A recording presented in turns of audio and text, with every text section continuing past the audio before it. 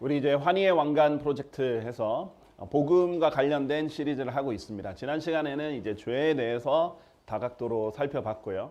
또 실질적으로 현장에서 만나는 죄인들이 어떻게 자기를 죄인이라고 인정을 하지 않는지, 어떤 반응을 하는지, 거기에 대해서 어떻게 성경으로 제시하면 좋은지에 대해서도 우리가 살펴봤습니다.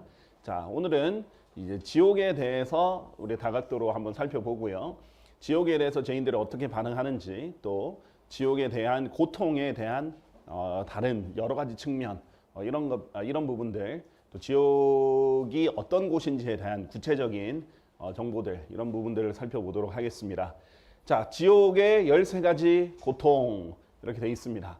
자, 지옥하면 고통의 장소죠. 근데 이제 요즘 많은 사람들뿐만 아니라 많은 교회들이 지옥을 언급하기 싫어합니다. 왜냐하면 부정적이니까요. 사람들이 듣기 싫어하는 거거든요. 그러니까 이제 복음을 전할 때 지옥을 얘기하지 않는데, 그러면 사실 온전한 복음이 전해지는 게 아니죠. 그러면서 온갖 이상한 교리들이 나왔는데, 예를 들면 여호와의 증인들은 하나님이 사람을 지옥에 보낼 리가 없다. 그래서 지옥은 없고 지옥은 무덤이다. 수올, 히브리어로 수올은 이제 음부나 지옥, 이렇게 성경에서 이렇게 되거든요. grave 아니면 hell인데 둘 다 이 지하 세계, 특히 불타는 지옥을 강조해서 하는 말입니다. 그런데 이것을 무덤이라고 번역을 했죠. 자, 그렇게 하면서 그냥 호는 죽으면 소멸된다, 이렇게 주장을 합니다. 자, 최근 들어서는 복음주의에서 신복음주의 해서 좀 자유주의 형태의 복음주의에서는 지옥은 고통의 장소가 아니라 그냥 단순히 하나님과 분리되는 곳이다, 이렇게 해서 고통에 대해서 언급을 안 하려고 합니다. 왜냐하면 사람들이 싫어하니까요. 네, 절대로 진리는 사람들이 싫어한다고 해서 타협해서는 안 되는 부분이고요. 이 진리를 어떻게 사람들에게 잘 전할 것인가는 지혜가 필요한 문제지, 결코 진리를 타협할 문제는 아닙니다. 한번 살펴보겠습니다. 먼저 예수님께서 우리가 잘 알다시피 겟세마네 동산, 십자가에 달리시기 전에 겟세마네 동산에서 심한 고뇌 가운데 기도하셨는데, 그분의 땀이 커다란 핏방울도 같이 되어 지면 위로 떨어져 내렸더라, 이렇게 됐습니다. 자, 그만큼 기도를 열렬히 하셨는데요. 이때 이렇게 말씀하셨습니다. 제자들에게는 이렇게 말씀하셨어요. 내 혼이 극도로 슬픔에 차서 죽을 지경이라. 얼마나 힘든지 이 말에 다 포함이 돼 있죠. 극도로 슬픔에 차서 죽을 지경이다. 자, 그리고 오 나의 아버지 하나님께 기도할 때는 만일 그것이 가능하시거든 이 잔을 제게서 지나가게 해 주시옵소서라고 했어요. 십자가에 달리시는 것을 이 잔을 제게서 지나가게 해 주십시오. 이 하나님께서 주시는 잔을 받는 것으로 표현을 했어요. 자, 혹자는 이 잔을 뭐 고통의 잔, 슬픔의 잔, 이렇게 추측을 더하는데, 성경이 이제 추측을 할 것이 아니라 성경과 성경을 비교해서 해석을 해야 되겠죠. 성경에서 나오는 이런 잔은 하나님의 진노의 잔, 격분의 잔, 이렇게 표현이 됩니다. 요한계시록 14장 10절에 보면 바로 그 잔은 혼합물 없이 그분의 격분의 잔 속에 부어진 하나님의 진노의 포도주를 마시리라. 그리하면 그는 거룩한 천사들 앞과 어린 양 앞에서 불과 유황으로 심히 고통을 당하리라. 자, 나중에 이제 살펴보겠지만은 지옥과 함께 자주 표현되는 것이 불과 유황이라는 표현입니다. 자, 그리고 하나님의 그 진노의 포도주를 마시면 술이기 때문에 취하잖아요. 진노에 취한다라는, 하나님의 진노를 흠뻑 받는 그 부분들을 이제 얘기하는 것을 진노의 잔 또는 격분의 잔, 이렇게 표현을 합니다. The cup of indignation, 격분의 잔, cup of wrath, 진노의 잔, 이런 식으로 표현이 다르죠. 자, 고린도후서 5장 21절에 보면 이는 하나님께서 죄를 전혀 모르셨던 예수님을 우리를 위하여 죄가 되게 하셨다라고 말씀하셨습니다. 즉 예수님이 죄 그 자체가 되셔서 우리를 대신해서 하나님의 진노를 받으신 겁니다.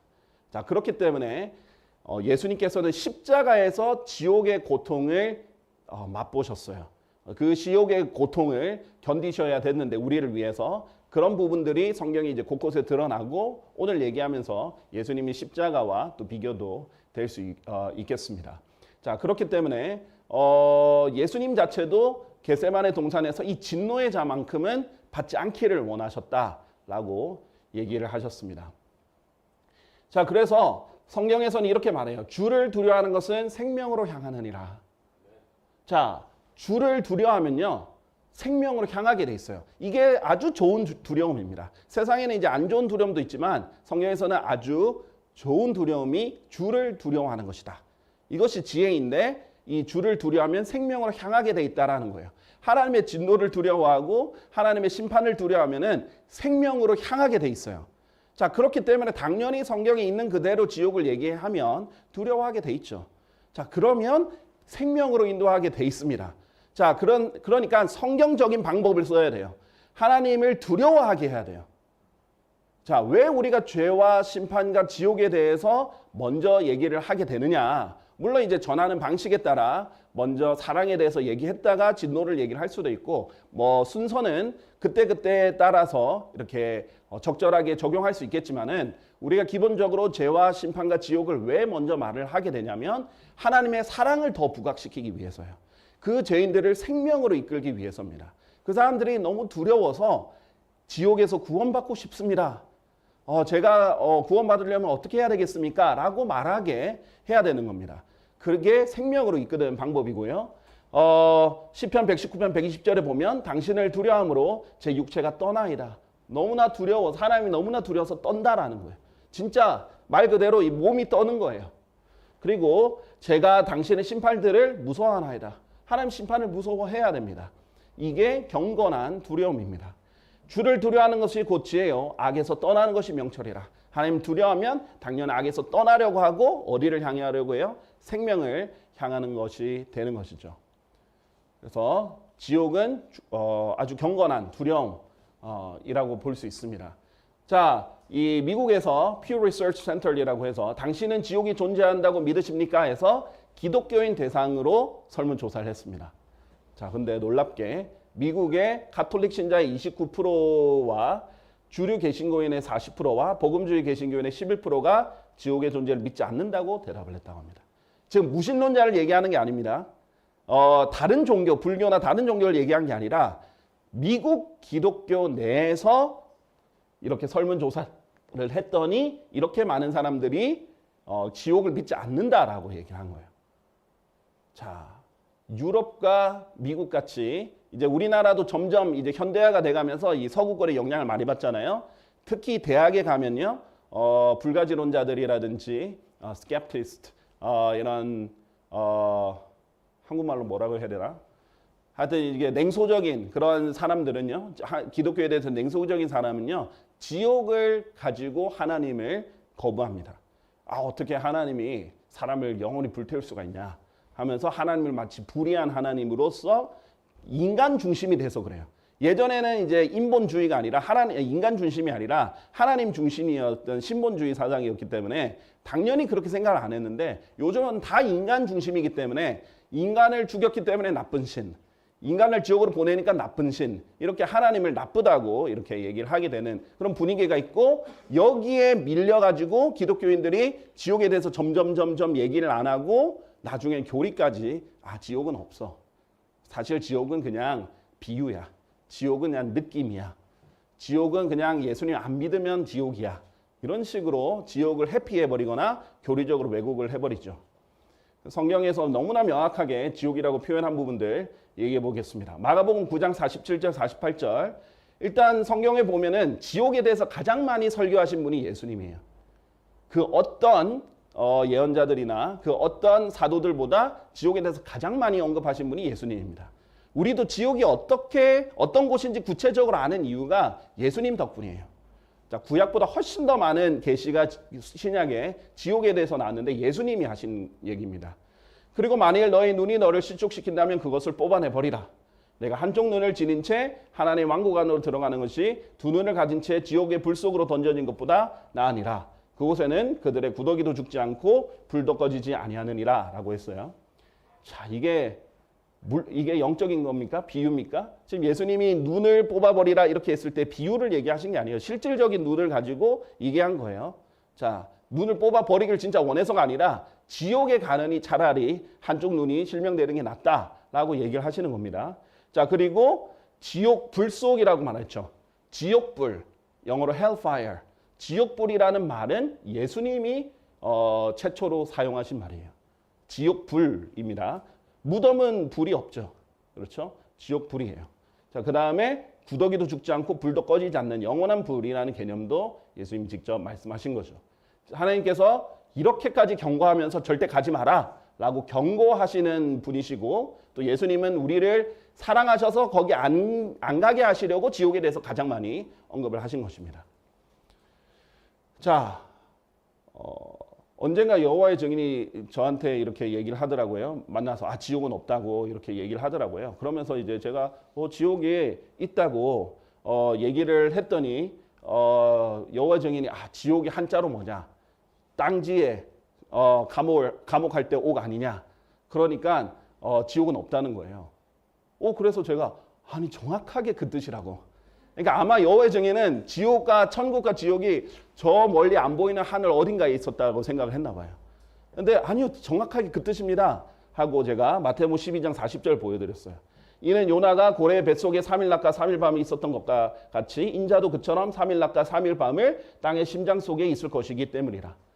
진짜 땅의 심장 속에, 요나가 지옥에 갔다는 것을 요나서 2장에 보여주면서 지금 이 지옥을 땅의 심장이라고 표현을 한다고. 진짜 땅에 갇혀 있는 거라고 그 얘기를 했던 기억이 납니다.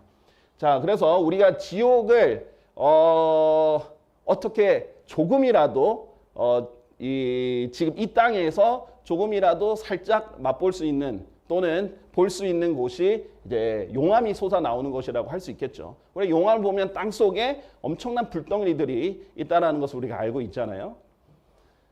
그래서 로마서 1장 20절에 보면 이는 세상의 창조 때부터 그분께 속한 보이지 않는 것들이 분명히 보였기 때문이니 심지어 그분의 영존하는 권능과 신격까지도 만들어진 것들에 의하여 이해되었도다. 우리가 지옥을 이해할 수 있는 좋은 방법 중에 하나가 눈으로, 사람은 이제 눈으로 봐야 특히 안 믿는 무신론자들은 눈으로 봐야 되니까 눈으로 볼 수 있는 것은 지옥이라고 할 수 화산폭발, 용암이라고 할 수 있겠죠. 그러므로 그들에게 변명거리는 없느니라. 분명히 땅의 심장 속에 있다 했고 여기서 땅에서 솟아나오는 용암이 이제 우리가 볼 수 있는 거죠. 이해하는 데 도움이 됩니다. 자, 얼마나 이제 화산 폭발이 무서운가. 실제로 이 용암들 앞에 두고 두려움을 안 느끼는 사람이 있을까 싶습니다. 실제로 이제 하와이에 제가 살 때는 하와이 자체가 이제 화산 폭발 섬이잖아요. 이 마그마, 이 용암의 이 무서움을 좀 더 직접적으로 느꼈던 것 같아요. 제가 필리핀에 있을 때는 제 근처에, 제가 살고 있던 근처에서 화산이 그때 폭발을 해가지고 화산재가 제가 몰던 차에 이 센치로 쌓일 정도였습니다. 그만큼 이제 화산이랑 가까이 있었을 때 더 이렇게 피부로 느꼈죠. 화산에 이 용암이 내려오면은 그냥 마을은 사라지는 거예요. 어마무시한 이런 용암들, 화산 폭발을 통해 하나님의 이제 두려움을 우리가 알 수 있겠죠. 이해할 수 있겠죠. 자, 저는 지옥에 가도 돼요라고 쉽게 그냥 던지듯이, 특히 요즘 젊은 사람들 그렇게 쉽게 던지는데, 그러면 이제 우리 화산 같은 걸 적용하면서 얘기를 해줄 수 있겠죠. 아까 그 구절을 가지고, 자, 이 화산에, 용암에 한가운데로 뛰어들 수 있겠느냐. 가스불에라도 손을 대지 않으려는 것이 인간인데 여기 감히 들어가려고 할 수 있겠느냐. 지금 이제 눈앞에 없으니까 그렇게 얘기를 하는 것뿐이라는 것. 지옥은 그것보다 수백 배, 수천 배 더 뜨겁다라는 것을 말을 해줄 수 있겠죠. 또한 이 복음을 전하다 보면 이제 죄인들이 이렇게 반응을 합니다. 지옥이라는 끔찍한 형벌이 왜 필요한가요? 지옥 자체에 대해서 의문을 가지는 사람이 있을 수 있죠. 이렇게 저는 이제 질문을 하면서 성경 한 2구절 정도를 제시를 하는데요. 만일 당신의 사랑하는 가족을 누군가가 강간하고 살인했다면, 근데 그런 범죄자가 돈과 권력으로 처벌을 피해 간다면 이를 처벌해 줄 심판자를 찾지 않겠습니까? 예를 들면 권력이 있고, 이 땅에서는 권력이 있고 돈이 있고 아니면 치밀한 범죄를 꾸미면 완전 범죄가 간혹 있단 말이에요. 그렇죠? 그리고 실제로 높은 곳으로 갈수록, 권력으로 가면 갈수록 훨씬 더 많은 잘못을 저지르는데도 이 땅에선 덮어버린단 말이죠. 그러면은 공의가 필요하다 이거예요. 누군가가 심판해 줄 사람이 필요하다는 거죠. 죄의 대가는 이제 사망인데 누군가가 이걸 심판을 해줄 사람이 필요한 거예요. 그러니까 요즘 우리나라의 특징이 뭐냐? 사형이 없어요. 살인해도 사형이 아니고 강간해도 사형이 아니고 뭐 연쇄살인을 저질러도 사형은 없어요. 자, 그런데 하나님은 훨씬 그래서 요즘 사람들도 사형 제도가 없다는 것에 대해서 불만을 많이 표현을 하죠. 하나님 입장에서는 죄는 기본적으로 사망입니다. 자, 그런데 전도서 5장 8절에 보면 만일 내가 어느 관할 지역에서 가난한 자를 압제함과 공의와 정의를 폭력적으로 왜곡하는 것을 본다면 그 사건을 이상하게 여기지 말라. 이는 가장 높은 자보다 더 높은 분이 유임하시며 그들보다 더 높은 분이 계시기 때문이다. 궁극적인 심판자가 하나님이시다. 결국은 모든 것을 종합적으로 공의롭게 심판해 주실 최종적인 심판자가 필요한데 그 심판의 결과, 자, 심판은 판결만 하는 거잖아요. 근데 그 판결 후에 어떻게 돼야 돼요? 형벌을 받아야 되잖아요. 그 형벌의 장소인 지옥이 없다면 이 세상에는 공의라는 것은 절대 찾아볼 수 없는 거예요. 돈이 많아지고 권력만 많아지면 다 덮을 수 있는 것이 이제 죄가 돼버리는 겁니다. 자, 그래서 이 공의의 필요성에 대해서 이제 설명을 해줄 때가 있습니다. 그 다음에 이제 하나님이 어떤 분이신지 하나님의 관점에서 설명을 해줄 수 있죠. 하나님은 사랑이신데, 근데 사랑의 하나님이 왜 사람을 지옥에 보내느냐? 그럼 사랑의 정의부터 성경적으로 잡아줄 수 있겠죠. 사랑에는 질투가 필연적으로 따른다. 그렇죠? 이거는 이제 쉽게 설득할 수 있어요. 만약에 당신이 사랑하는 여자가 있는데 그래서 결혼을 약속을 했는데 그 여자가 다른 남자에게로 다른 남자에게 가면 질투가 나지 않겠느냐. 그런 얘기를 할 수 있겠죠. 그래서 하나님께서는 우리를 독생자를 내어주실 만큼 사랑하셨는데 그런 완벽한 사랑을 하신 분이 이 사랑을 거절할 때 질투도 완벽하시다, 완전하시다 이렇게 얘기를 할 수 있겠죠. 그래서 아가서 솔로몬의 아가 8장 6절에 보면 그대의 마음 위에 나를 인장같이 새기고 그대의 팔 위에 인장같이 새기라. 이는 사랑은 죽음처럼 강하고 질투는 음부처럼 잔인하기 때문이라 라고 돼 있어요. 여기서 음부가 지옥을 포함한 지하 세계인 거죠. 그러니까 지옥불처럼 잔인한 것이 질투다라는 거예요. 사랑을 거절한 사람은 그 진노의 불을 받게 되는 것이다 라는 겁니다. 그곳의 숫들은 지극히 강렬한 불꽃을 내는 불의 숫들이다 이거예요. 어디에? 음부의 강렬한 숫들이 강렬한 불꽃을 내는 숫들이에요. 무덤은 절대 그렇게 할 수 없겠죠. 그래서 이것은 지옥을 포함하는 음부여야만 말이 이제 되는 겁니다. 자, 그래서 지옥이라니 하나님 너무 잔인하신 것 아닙니까? 근데 생각해 보면은 인간적으로는 이해가 돼요. 왜냐하면 지옥을 이해하면요 엄청 끔찍한 장소라는 걸 알잖아요. 그런데 어떻게 하나님이 그런 인간을 끔찍한 장소에 보내실 수 있는가? 너무 잔인한 거 아닌가? 이런 질문도 들어올 수 있습니다. 자, 그럴 때는 이렇게 먼저 저는 얘기합니다. 사실 지옥은 사람을 위해서 만들어진 게 아닙니다. 사실 지옥은 마귀와 마귀의 천사들, 타락한 천사들을 보내시려고 만든 곳이 지옥입니다. 원래 사람이 가서는 안 됩니다. 하나님께서는 여기서 한 사람이라도 가지 않기를 바라십니다. 그렇죠? 안 그러면은 하나님의 진노를 잘 이해를 못하기 때문에 이 부분에 대해서 먼저 설명을 해줘요. 마태복음 25장 41절에 보면 그때 그가 왼편에 있는 자들에게도 이와 같이 말하니라. 너희 저주를 받은 자들아 나에게서 떠나 마귀와 그의 천사들을 위하여 예비된 영원한 불 속으로 들어가라. 이게 지옥이죠. 영원한 불 속. 그래서 마귀와 그의 천사들을 위해서 예비되었다. 사람을 위해서 원래 만들어진 곳은 아니다라고 하나님께서 말씀하시죠.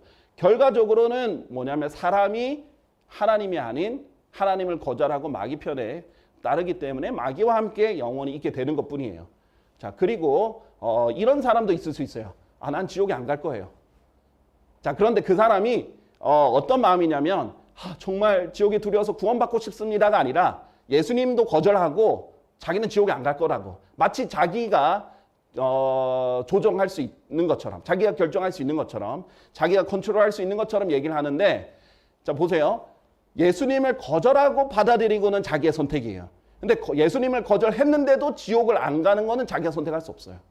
예수님을 거절하면 예수님 거절하고도 자기는 지옥 안 갈 거라고 이렇게 얘기하는 사람은 아니다. 하나님이 직접 심판해서 하나님 직접 보내실 거라고. 그거는 본인이 조정할 수 있는 것이 아니라는 것 얘기를 해줄 수도 있습니다. 자, 그리고 이럴 수 있습니다. 죄인의 개념, 이제 지난 시간에도 얘기했지만은 죄인의 개념이 자기는 살인자도 아니고 간음자도 아니기 때문에 왜 그런 같은 곳에 가야 되는지 그거 지옥을 공평하지 않다라고 생각하는 사람에 대해서 이제 대답을 해줄 수 있어요. 자, 신명기 32장 22절에 보면요. 이는 나의 분노 속에서 하나님의 분노와 그 다음에 지옥이 같이 많이 등장합니다. 불이 타올랐으니 가장 낮은 지옥까지 태울 것이요. The lowest hell. 지옥은 어디까지 있냐면요. 가장 낮은 지옥도 있습니다. 거기까지 불사를 수 있는 것이 하나님의 진노다라고 말하는 거예요. 그럼 뭐예요? 이 말은 가장 낮은 지옥이 아닌 지옥도 있는 거예요. 덜 낮은 지옥도 있는 거죠. 자, 이런 부분을 이제 설명합니다. 지옥의 정도가 있다. 아, 그렇죠. 하나님께서는 당신이 살인도 안 하고 간음 안 한 거 아닙니다. 연쇄살인범이랑 똑같은 정도와 등급의 지옥에 가지는 않습니다. 설명을 해줄 수 있어요. 그래도 지옥은 지옥입니다. 그런데 차이가 있다. 마태복음 23장 14절에서 15절. 위선자들인 서기관들과 바리새파 사람들아 너에게 화가 있기를 바라노라. 자, 종교 지도자가 오히려 진리를 더 왜곡하면 하나님께서 더 큰 심판을 주신다고 그랬어요. 너희는 더 심한 영벌의 심판을 받으리라 라고 했어요. 여기 이게 영벌의 심판이에요. 영원한 형벌의 심판이에요. 그냥 심판이 아니라. 심판은 일반 심판도 있지 않습니까? 그래서 더 심한 영벌의 심판을 받으리라. 이는 너희가 한 명의 개종자를 만들기 위해 바다와 육지를 순회하다가 그가 개종자가 되면 너희는 그를 자신들보다 2배나 더한 지옥의 자식으로 만들기 때문이라. 자, 정도가 있다는 거예요. 하나님께서 더 큰 심판이 있고 더 심한 심판이 있고 덜 심한 게 있고, 자, 그 다음에 더 심한 지옥의 자식도 있고 좀 덜 심한 지옥의 자식이 있다는 거예요. 그러나 뭐는 바뀌지 않아요. 지옥의 자식은 여전히 지옥의 자식이고 그래도 심판은 여전히 심판이고 형벌은 여전히 형벌이고 지옥이라는 것 자체는 여전히 지옥이에요. 조금 덜 뜨겁겠죠. 그러나 거기서 영원히 뜨겁게 보내는 지옥 무슨 소용이 있겠습니까? 그렇죠? 나는 그래도 조금 덜 뜨거운 지옥 갔으니까 나는 잘됐다. 성공했어. 이렇게 말할 수 있는 사람은 지옥에 가서 아무도 없겠죠. 자, 정도는 있다. 하나님 공평하시다. 맞다. 정도는 있다. 그래도 지옥은 지옥이다. 이런 것들을 얘기를 해줍니다. 자, 그 다음에 이렇게 장난치는 사람들이 있어요. 지옥이 10,000원이래요. 갈 사람이 너무 많아서 꽉 차서 이제 못 간대요. 전 안 갈 겁니다. 이렇게 장난치는 사람이 있어요. 그럼 이제 이 구절을 보여줍니다. 그러므로 지옥이 그녀 자신을 확장을 시켰고 한없이 그녀의 입을 벌렸더라. 잠언 27장 20절. 지옥과 멸망은 결코 가득 차지 않으리라. 좋은 소식입니다. 다 차지 않았습니다. 끝없이 확장하고 있으니까 열심히 입을 벌리고 있으니까 결코 차지 않는다고 하나님께 하셨으니까 거기 못 갈 염려는 안 하셔도 됩니다. 자, 내가 너무 많이 사람들이 가서 못 간다 이런 일은 절대 없다라는 것을 이제 얘기를 할 수 있겠죠. 자, 이제 이런 부분과 관련해서 이제 실질적으로 지옥의 고통들을 구체적으로 설명해 주면 할수록 지옥이 어떤 곳인지 설명하면 설명할수록 이 사람은 심지어 거절하는 사람, 완고하게 건절하는 사람도 잠을 못 잡니다. 그리고 나중에 특히 아는 사람일수록 나중에 한번 연락을 해요. 지옥에 안 가려면 어떻게 해야 되는데 혹시나 갈까 봐 계속 생각이 나게 돼 있어요. 그리고 그 두려움이 그 사람이 앞으로 생활할 때 이 죄를 지으려가도 멈칫하게 만드는 그런 일들이 발생하죠. 그래서 지옥을 리얼하게 설명해 줄 수 있겠습니다. 오늘은 지옥의 13가지 고통에 대해서 설명을 좀 드리겠습니다. 일단 기본적으로 지옥하면 가장 먼저 떠오르는 거죠. 불타는 고통입니다. 불타는 고통. 자, 인간이 느끼는 가장 큰 고통 순위를 이제 정리한 게 있는데요. 가장 큰 고통이 자결통. 인간이 불에 타는 고통이라고 하죠. 손가락, 발가락이 절단된 고통보다 훨씬 더 심하다고 합니다. 출산의 고통보다도 당연히 더 심하고요. 암이나 만성 요통이나 이런 것들보다 훨씬 더 심한 것이 이제 자결통, 불타는 고통이라고 합니다. 인간이 느끼는 가장 큰 고통 순위. 자, 누가복음 16장 24절에 이 부자가 이렇게 말하잖아요. 지옥에 간 부자가. 그런즉 그가 소리치며 말하기를 아버지 아브라함이여 제게 자비를 베푸시고 나사로를 보내주시어 그로 하여금 그의 손가락 끝에 물속에 담근 다음 제 혀를 식히게 하소서. 이는 제가 이 불꽃 가운데서 심한 고통을 당하고 있기 때문이니라. 그냥 고통이 아니라 심한 고통. 불꽃 가운데서. 그는 거룩한 천사들 앞과 어린 양 앞에서 불과 유황으로 심히 고통을 당하리라. 지옥에 던져질 사람은 불과 유황으로 심히 고통을 당하게 된다라고 했어요. 아주 극심한 고통이라는 걸 알려주면 됩니다. 얼마나 큰 고통인지를 알려면 한번 불에 데워보면 되는 거죠. 근데 살짝 1초 데인 거랑 거기서 1분, 10분, 20분 있는 거랑은 완전히 다르겠죠.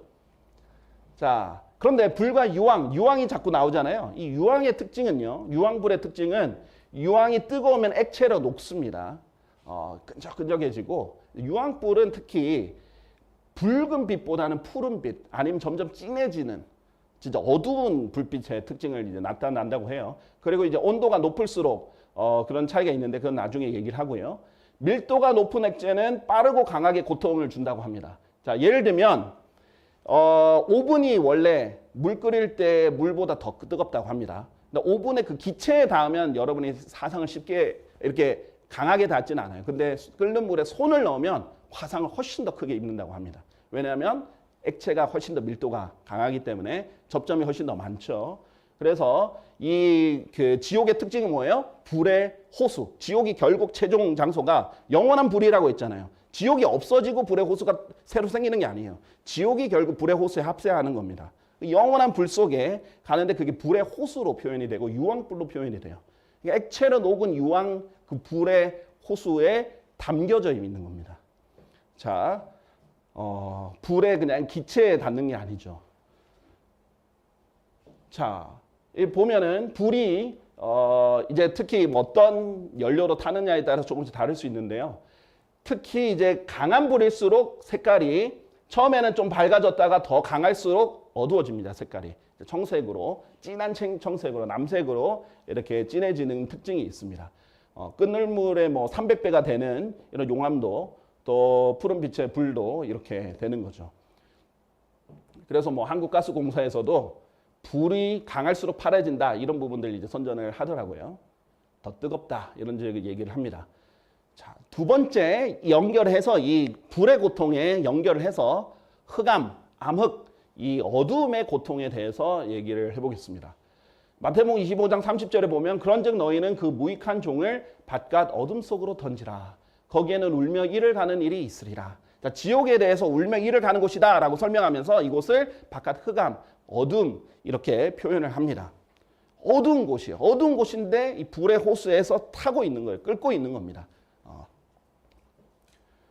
자, 자기 자신의 유다서 1장 13절을 보면 수치를 거품을 붓는 바다의 걱정적인 파도들이요 방황하는 별들이니 그들에게 칠흑 같은 어둠이 영원토록 확보되어 있느니라. 자, 이 죄인들을 위해서 칠흑 같은 어둠이 완전히 확보가 되어 있다라고 되어 있습니다. 자, 그래서 아무것도 보이지 않겠죠. 아무것도 보이지 않습니다. 자, 그 칠흑 같은 어둠 속에서 고통을 당하게 되는 거예요. 자, 여러분 잘 알다시피 햇빛이 부족하면 우울증 걸리고 정신병이 잘 걸릴 확률이 높아진다고 그러죠. 그래서 독일같이 비가 많이 오고 좋은 날씨가 적은 곳은 일부러라도 약을 많이 먹는다고 그래요. 아니면은 햇빛에 쪼일 때 나가서 다 이렇게 햇빛을 받으려고 하죠. 자, 각가지 이제 정신병에 노출이 될 수 있는데 햇빛이 부족하면 이러한 정신병들이 쉽게 걸릴 확률이 높아진다고 하죠. 그런데 영원히 어두운 것이에요. 자, 정신병 걸리겠죠. 안 그래도 고통스러운데 영원히 어둡고 그 뒤에 제가 언급할 고통들이 다 있는 곳에 가면 정신이 가만히 있을 수가 없겠습니다. 자, 그래서 마태복음 10장 28절에 보면 그리고 몸을 죽여도 혼을 죽일 수 없는 자들을 두려워하지 말라. 반면 혼과 몸 모두를 지옥에서 파괴시킬 수 있으신 그분을 오히려 두려워하라 라고 했습니다. 자, 여기서 주의해야 될 것은 destroy, 파괴하다라는 말이에요. destroy가 파괴하라는 말이라는 것은 여러분 잘 알 거예요. 자, 그런데 이것이 이제 개역 성경에서 지옥에서 멸하실 수 있는 이를 두려워하라라고 해요. 그럼 여호와 증인이 이걸 가지고 봐라. 혼이 영혼이 멸하잖아. 멸한다는 게 소멸한다는 말이야. 그럼 봐봐. 혼은 멸하잖아. 그래서 없어지는 거예요, 죽으면. 이라고 말을 합니다. 멸하라는 뜻 자체가 없어진다라는 뜻이에요. 자, 그렇기 때문에 이런 표현은 특히 혼과 관련해서 몸은 멸해질 수 있어요. 몸은 이제 죽어서 없어질 수 있는데 혼과 특히 관련됐을 때는 멸하다는 표현이 아니라 파괴라는 표현이 돼야 돼요. 파괴는 멸하다는 뜻이 아니라 무너뜨리는 거예요. 정신이 완전히 망가지겠죠. 혼이 망가지는 겁니다. 그래서 하나님께서 온 세상을 얻고도 자신의 혼을 잃어버린다면 무슨 유익이 있겠느냐라고 했죠. 혼이 완전 망가지는 겁니다. 나중에 이제 보겠지만 혼의 모양도 망가지고 혼의 형태도 망가지고 정신 자체도 붕괴가 되겠죠. 그런 상태에서 계속 울며 이를 갈고 있는 것. 이것이 이제 지옥입니다. 흑암의 고통이죠. 완전한 암정 가운데 하루만 있어도 고통스러울 겁니다. 네, 영원히 빛을 보지 못하는 것도 엄청난 정신적 고통이 될 것이라고 봅니다. 자, 세 번째, 갈증의 고통이에요. 당연히 필연적으로 지옥과 관련된 고통, 갈증입니다. 그리고 갈증이 있으면요, 갈증 자체도 고통이지만요, 갈증이 있으면 있을수록, 수분이 부족하면 부족할수록 고통 자체도 증가된다고 합니다. 자, 그래서 목이 마를수록 통증은 더 크다라고 합니다. 그래서 통증을 줄이기 위해서 물을 많이 마시는 사람도 있습니다. 심지어 이제 암 치료를 받고 있는 분들 중에서도요. 그래서 갈증은 또 다른 고통들을 극대화시키는 거예요. 진짜 이 악의 시너지죠. 누가복음 16장 24절에 아까 전에 부자가 뭐라고 말했어요? 지옥에 있는 사람이 그의 손가락 끝을 물속에 담근 다음 제 혀를 식히게 하소서. 그게 첫 번째 요청입니다. 다른 그 어떤 부위보다 혀, 일단 요거부터 가장 급한 거예요. 갈증이 너무 극도로 있는 거죠. 제가 이 불꽃 가운데 심한 고통을 당하고 있다. 자, 불꽃 가운데 심한 고통이 있으면 여러분 생각은 지금 일단은 손이나 발, 다리 뜨거운 것이 먼저일 것 같은데 혀가 제일 갈증이 있고 뜨겁다라는 거예요. 혀를 식히는 것을 먼저 요청을 했다라는 거예요. 자, 야고보서 3장 6절에 보면 흥미로운 표현이 있죠. 혀는 불이다. 이렇게 표현해요. 죄악의 세상이라 우리 지체들 가운데 있는 혀가 그와 같으니 그래서 온몸을 더럽히며 본성의 체계에 불을 붙이느니라. 그러고 나서 그것은 지옥의 불 위에서 태워지느니라. 혀가 지옥의 불 위에서 태워진다라는 거예요. 자, 여러분이 지옥에 가면 혀가 그냥 갈증 마른 정도가 아니에요. 혀가 불탑니다. 지옥의 불 위에서 태워집니다. 얼마나 그 갈증과 고통이 극한이겠습니까? 조금이라도 식히고 싶겠죠. 어마어마한, 안 그래도 혀가 굉장히 민감하고 감각이 예민한 곳인데 얼마나 그렇겠습니까? 또 죄를 제일 많이 지은 부위이기도 할 겁니다. 그래서 이 지옥에서 가장 뜨거운 부분은 아마 혀일 것이다. 이렇게 성경적으로 추론해 볼 수 있겠죠. 그래서 요한복음 19장 28절을 보면 예수님께서는 십자가에서 지옥의 고통을 우리를 대신해서 담당하신 겁니다. 예수님이 지옥까지 또 가셔가지고 또 거기서 고통을 당하신 게 아니라 예수님 지옥 가셨지만 거기서 고통을 또 당하려고 하시는 게 아니라 형벌은 한 번이면 돼요. 일사부재리의 원칙이에요. 형벌은 지옥에서 예수님께 내려졌어요. 지옥에 가서 또 형벌을 당하신 게 아니고요. 근데 지옥의 고통을 십자가에서 당하신 거예요. 그 중에 하나의 표현이 내가 목마르다라고 하신 표현입니다. 자, 불쾌함의 고통이 있어요. 자, 이게 이제 여자들의 자주 이제 힘들어하는 고통 중에 할 건데 자꾸 젖어 있는 그런 고통입니다. 이 불쾌함이죠. 자, 아까 말씀드렸죠? 둘이 유황으로 타오르는 불의 호수 속에 산채로 던져졌다라고 해요. 지옥에 이제 영원한 불의 호수에 가면요. 거기는 아예 그냥 호수로 아예 담가져 있습니다. 아예 담겨져 있는데 그러니까 그게 젖어 있는 거예요. 뜨겁게 젖어 있는 거죠. 그런데 사망과 지옥도 불의 호수 속에 던져졌더라. 이것이 둘째 사망이라. 그리고 누구든지 생명책 안에 기록된 것이 발견되지 않은 자는 불의 호수 속에 던져졌더라. Lake of fire, 호수다 이렇게 얘기했어요. 아까도 말했다시피 유황불의 특징이죠. 녹아서 찐득찐득하게 찐득찐득한 호수겠죠. 그 늪 같은 그런 곳에 담겨서 타는 거예요. 자, 그래서 이 둘이 유황으로 타오르는 불의 호수 속에 산채로 던져졌다라고 했는데 요한계시록에 보면 종종 마태복음도 그렇지만 산채로 던져지는 표현이 나와요. 자, 우리는 지금 죽어서 혼이 지옥에 가지만 몸이 바로 지옥 가지 않지만 종종 천년왕국이라든지 어떤 심판이라든지 보면은 몸째로 완전히 산채로 던져지는 경우가 있어요. 자, 그렇기 때문에 이 불의 호수는 뭐도 있겠어요? 온갖 불순물들이 다 있는 겁니다. 자, 그 이 불의 호수에 보면은 뭐 유황, 진물, 뭐 살, 녹아내린 것들, 온갖 더러운 것들이 섞여 있는 더러운 불의 호수겠죠. 뭐 이 정말 이런 시궁창과 비교할 수 없는 아주 더러운 곳인데 상쾌해질 수가 없어요. 이 우주의 시궁창 속에 영원히 처박혀 있는 느낌이에요. 영원히 더러운 그 곳에 불쾌함 속에 있어야 되겠죠. 자, 다섯 번째 고통은 이제 악취의 고통이라고 할 수 있겠습니다.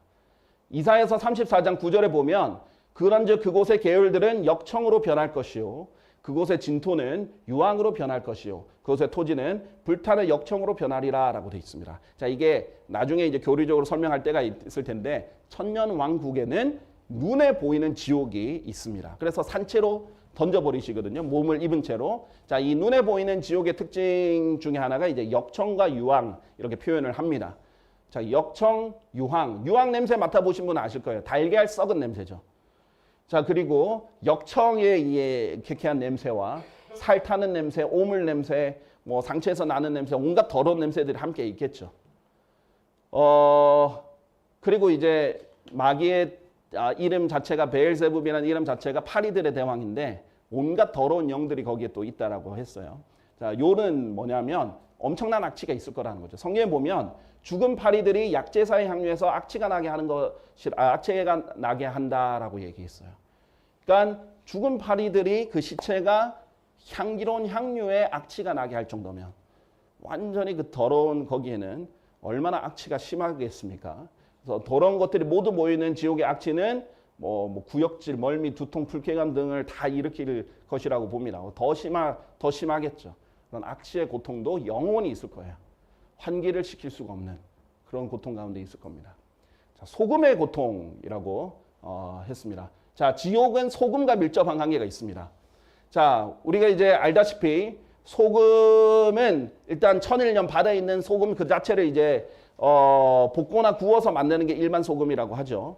그런데 강한 불에 구우면 소금의 불순물이 날아가면서 하얗게 변하고 소금이 탁탁탁탁탁 튀게 된다라고 합니다. 자, 그런 다음에 불순물이나 유독성 가스가 없어지면 이제 더 이상 안 튀고 가만히 있는다 그러죠. 근데 지옥은 계속 튀일 거예요, 아마. 유황이 함께 있기 때문에. 그래서 이는 모든 사람이 저마다 불과 함께 소금에 절여질 것이요 모든 희생 제물이 저마다 소금에 절여질 것이기 때문이라. 그래서 salted with fire. 아예 소금에 절여진다라는 거예요. 이제 소금에 절인다라는 뜻은요. 이제 베어들게 하고 스며들게 하는 거기 때문에 방법은 다양할 수 있어요. 쳐서 절일 수도 있고 그냥 부어서 할 수도 있고 다양한 방법들이 있습니다. 이렇게 던지듯이 치는 것도 하나의 방법이긴 하죠. 완전 소금에 절여지는데 이 사람이 불과 함께 소금에 절여진다라고 얘기됩니다. 자, 이걸 이해하려면요. 이스라엘의 제물 체계를 좀 이해를 해야 돼요.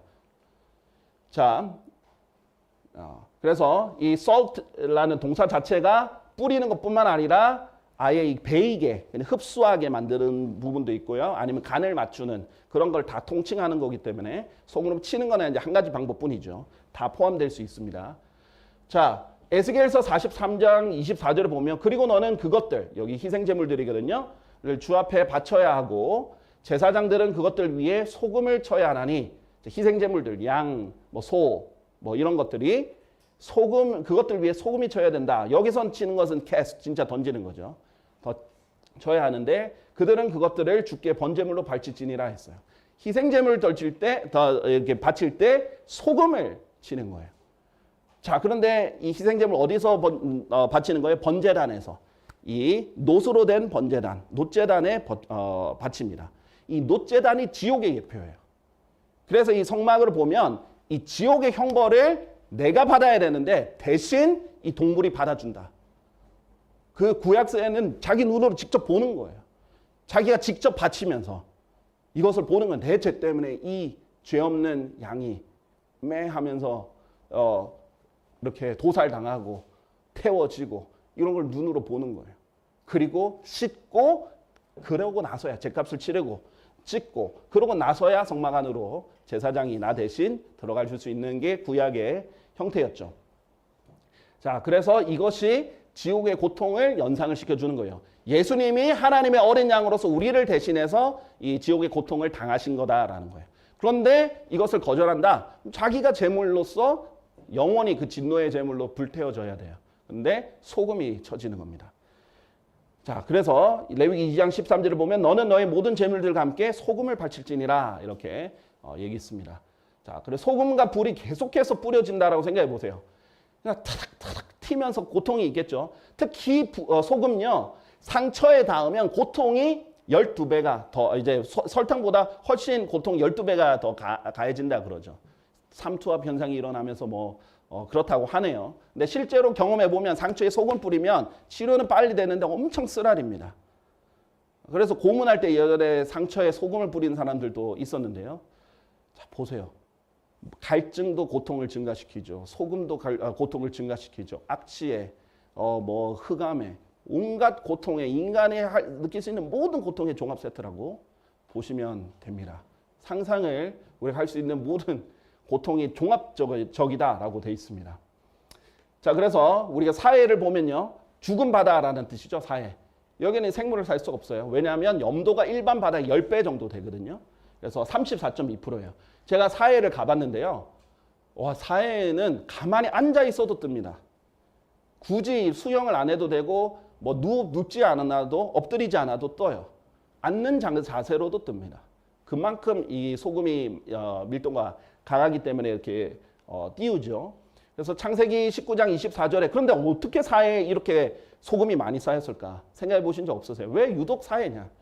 바로 이 사해가 있던 곳이 많은 사람들이 사해가 있던 곳이나 아니면 사해 바로 옆이 소돔과 고모라라고 추정하거든요. 저는 사해 아랫부분이 지금 현대 사해 아랫부분이 예전에 소돔과 고모라가 있었던 곳이라고 생각합니다. 자, 소돔과 고모라 위에 하나님께서 처벌할 때 어떻게 하셨어요? 주께로부터 나온 유황과 불을 하늘에서 비처럼 내리셨어요. 이때 소금도 함께 이제 보내신 거죠. 그래서 그 아내가 소금 기둥이 되잖아요. 이렇게 이것과 관련이 있습니다. 그래서 이제 절여지는 거죠. 말 그대로 이제 숨이 완전히 죽어버리고 소음기가 베어들도록 이렇게 돼서 고통이 증대될 것이다 라는 것을 알 수 있습니다. 다음은 소음의 고통입니다. 자, 고요한 게 아니에요. 엄청난 소음이 있어요. 그런데 제일 듣기 싫은 소리라는 건 다 있을 거예요. 자, 층간소음 때문에 요즘 뭐 기사들 많죠. 옛날부터 계속 층간소음에 문제가 되는데 뭐 자살 소동도 있고 칼부림도 있고 그런 소리는 이제 요즘 많이 뉴스에서 들으셨을 겁니다. 자, 그만큼 괴롭다는 거죠. 지속되는 소음은. 근데 마태복음 25장 30절에 보면 거기에는 울며 이를 가는 일이 있으리라. 그 수많은 사람이 울면서 이를 갈고 있고 소리를 지르고 있는 거예요. 그 절규 듣는 게 얼마나 괴로울까요? 자기도 절규를 하고 있지만 들리는 소리는 다 그거밖에 없겠죠. 뭐 울음소리, 비명소리, 살려달라고 애원하는 소리, 이를 가는 소리, 사탄을 원망하는 소리, 다른 사람을 비난하는 소리, 싸우는 소리, 한탄하는 소리, 자신을 저주하는 소리, 고통이 내뱉는 욕설, 뭐 벌레들 움직이는 소리, 소금 튀는 소리, 유황불이 출렁이는 소리, 뭐 갖가지 그 소음들 끔찍하게 그걸 계속 들어야 된다라고 생각해 보십시오. 귀가 예민한 사람들, 특히 음악하는 사람들은요, 이 불협화음을 굉장히 민감하게 해요. 심지어는 이 연주를 잘하는 사람들끼리 나는 미세한 음의 차이도 거슬려 하거든요. 얼마나 큰 불협화음이겠습니까? 자, 소음의 고통이 있을 것이고요. 8번째로 악인들과 함께하는 고통이 있을 것입니다. 자, 사악한 자들은 지옥으로 돌려질 것이요 하나님 잊어버린 모든 민족도 지옥으로 돌려진다 그랬어요. 이런 사악한 자들과 영원히 함께하는 겁니다. 악인들이. 악인들과 영원히 함께하는 거예요. 자, 요즘 사회복지사들 너무 힘들다 그러죠. 경찰관들도 전역에서 근무하는 사람 술주정뱅이들 상대해야 돼서 너무 힘들죠. 자, 그런 사람들 하면서 맨날 협박, 욕설 이거 듣고 저주 듣는 거 너무나 힘들죠. 악인들과 함께하는 것 자체가 힘든데 지옥은 악인들의 집합소예요. 이런 사람들의 집합소에 나도 있는 거예요. 사랑도 없고 배려도 없고 존중도 없는 그곳에서 나도 거기 있는 겁니다. 자, 지금 시간이 부족해서 정말 이렇게 준비를 많이 했는데 좀 빨리 가겠습니다. 벌레 고통. 벌레 싫어하시죠? 좋아하는 사람 별로 없겠죠. 벌레를 혐오하는 것이 인간의 기본적인 본능인데요. 지옥에는 죽지 않는 구더기들이 있다라고 성경에서 이제 분명히 말씀하시죠. 그리고 이 구더기가 뒤엉키는 거예요. 자, 이사야서 14장 11절에 보면 이 음부가 지옥이죠. 지하세계를 말하는데 구더기가 너의 아래에 깔려 있고 또 구더기들은 널 덮는도다. 어떻게 해요? 아래에도 구더기들, 위에도 구더기들 덮여 있는 겁니다. 보세요. 여기 클라레스 라킨이 여기 지하세계라고 하면서 이 음부를 이렇게 표현을 했습니다. 음부라는 게 혼이 가는 세상이라는 뜻이에요. 그래서 지옥을 포함한 지하세계를 통치하는 표현인데 이거에 무덤이 절대 될 수가 없습니다. 자, 그 다음에 이 파리 대왕이라고 했죠. 베엘제붑이 파리들의 주인이다라고 했는데 그 벌레들이 많겠죠. 파리들의 알이 구더기입니다. 그래서 이 형상 자체도 뭐 간단하게 설명하면 자기 아버지인 마귀와 닮게 되는 거예요. 우리가 구원받으면은 하나님을 닮아가듯이요. 그래서 혼을 잃어버립니다. 혼의 형상도 잃어버려서 벌레들 같이 돼버립니다. 그리고 그 벌레들 가운데 자기도 있는 거예요. 자, 그 다음에 배신감의 고통. 자, 생애에서 믿었던 대상에게 배신감 가는 게 큰 고통이죠. 근데 그 배신한 사람이 거기에 있어요. 자, 이 부분, 지옥에 간 사람에 대한 부분인데요. 너도 우리와 같이 약해졌느냐? 내가 우리처럼 되었느냐? 지옥에 떨어지니까 그렇게 얘기를 합니다. 그러면서 이 자가 땅을 떨게 만들고 왕국들을 뒤흔들었던 그 사람이냐? 적그리스도와 직접 관련이 있어요. 그래서 아니 내가 너 믿고 따랐었는데 너도 여기 왔어? 이런 표현이라고 볼 수 있겠죠. 그러니까 보세요. 그 악인들이 나중에 엄청 원망을 하게 될 거예요. 세상이 흥부했던 위인들이 알고 봤더니 악인들이에요. 유명인사들, 나에게 죄를 가르쳐 준 사람들, 악을 행했던 사람들, 혼을 파멸시켰던 사탄, 이 혐오 가운데, 이 배신감 가운데 있겠죠. 끝없는 원망, 그런 것들이 있겠습니다. 후회의 고통이 있겠습니다. 자기가 한 것들에 대한 후회입니다. 그래서 운다 그렇죠. 이를 갈 뿐만 아니라 원한만 있을 뿐만 아니라 울고 있어요. 자, 내가 행한 선택지에 대한 후회가 되겠죠. 모든 것이 심판으로 이제 올 것이니까 이 죄책감에 평생 용서를 받을 수 없어요. 용서받을 수 있는 기회는 끝났습니다. 자, 그래서 사랑하는 사람들 만났을 때 자기가 또 자기 때문에 지옥에 온 사람 때문에 또 후회가 밀려들 수 있겠죠. 자, 그리고 12번째, 버림받는 고통입니다. 자, 예수님께서 십자가에서 어떻게 했어요? 나의 하나님, 나의 하나님, 어찌하여 당신께서는 저를 버리셨나이까? 지옥의 절규가 이런 절규예요. 버림받은 사람들의 모임이 지옥입니다. 자, 지옥에 간 부자가 간구를 계속했잖아요. 기도하고 요청을 했어요. 다 거절당했어요. 하나도 들어진 게 없어요. 다 거절당합니다. 거부당하고 버림받아요. 그리고 보세요. 이 에서를 이렇게 예를 드신데 눈물들을 흘리며 애절하게 그것을 구하였음에도 그는 회개할 여지를 전혀 찾지 못하였다. 기회가 다시 없어요. 지옥에서 얼마나 많은 사람들 회개도 해보려고 그럴 거고 돌이키려고 해보고 후회하고 막 살려달라고 한 번만 기회 달라고 할 거예요. 그래도 기회가 없다는 겁니다. 완전히 버림받습니다. 의로운 자는 영원히 기억되는데요. 그 악인들은 너는 더 이상 기억되지 아니하리라 라고 하고요. 그런즉 이전 것은 기억되지 아니할 것이요 생각나는지도 아니하리라 라고 돼 있어요. 아예 우리가 기억이 지어지는 것일 수도 있지만 아닐 수도 있어요. 다만 아무도 기억하지 않는 거예요. 완전히 외면받는 건 거예요. 자, 마지막으로 영원의 고통입니다. 자, 이 모든 고통이 어때요? 영원 무궁토록 되고 낮에도 밤에도 전혀 안식이 없이 끝없이 이어진다는 것이 가장 큰 문제입니다. 쉬는 시간도 없고 브레이크도 없고 그 다음에 끝도 출구도 없고 영원한 불이에요. 이 앞에 언급드렸던 모든 고통들이 영원히 되는 곳입니다. 지옥을 결코 소홀히 여기거나 쉽게 여기서는 안 된다는 겁니다. 야, 설마 사랑의 하나님이 영원히 불태우시겠어요? 하나님 거짓말 하실 수 없어요. 하나님이 그랬잖아요. 영원한 불 속이다. 결코 꺼지지 않는 불 속이다. 영원한 멸망이다. 영원한 심판이다. 심한 고통의 연기가 영원부터로 올라가느니라. 영원하신 하나님이 영원히 사랑하실 뿐만 아니라 영원히 진노하신다 라고 우리가 볼 수 있습니다.